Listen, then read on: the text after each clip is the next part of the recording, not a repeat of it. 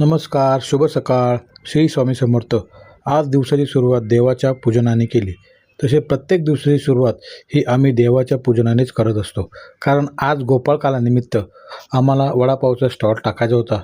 तसेच आज आम्हाला 100 पोळ्यांची ऑर्डर देखील होती. त्यासाठी आम्ही 15 किलो बटाटे वडे उकडून ठेवले होते. तसेच पुरणपोळीसाठी आम्ही पीठ देखील मळून ठेवलं होतं. मम्मी, वहिनी आणि माझी मिसेस हे तिघंही सकाळी लवकर उठून पुरणपोळी आणि बटाटे वड्यासाठी लागणाऱ्या साहित्याची तयारी करत होते. जवळपास त्यांनी 100 पोळ्यांची ऑर्डर घेतली होती आणि त्या पोळ्या रेडी झाल्या होत्या. त्यानंतर आम्ही तो स्टॉल आमच्या गणपती मंदिराच्या जवळ टाकला होता.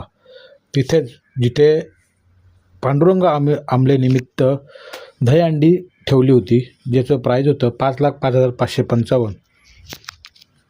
तिथे मोठमोठे कलाकार, मोठमोठे समाजसेवक, पुढारी तिथे उपस्थित होते. त्यांचा सत्कार देखील त्यांनी केला. जवळजवळ खूप मोठी प्रचंड गर्दी प्रेक्षकांची होती. कारण एवढा पाऊस पडत होता तरी देखील प्रेक्षक देखील म्हणत होते की आपण मागं हटायचं नाही, कारण आपला उत्साह आपण जोरात साजरा केला पाहिजे.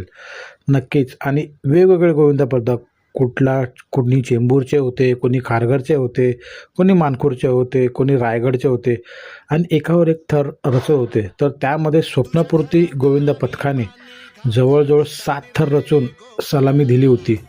आणि नक्कीच आपण बघताय की एकावर एक थर रचून त्यांनी जवळपास असे 7 थरांचा मनोरा रचला होता.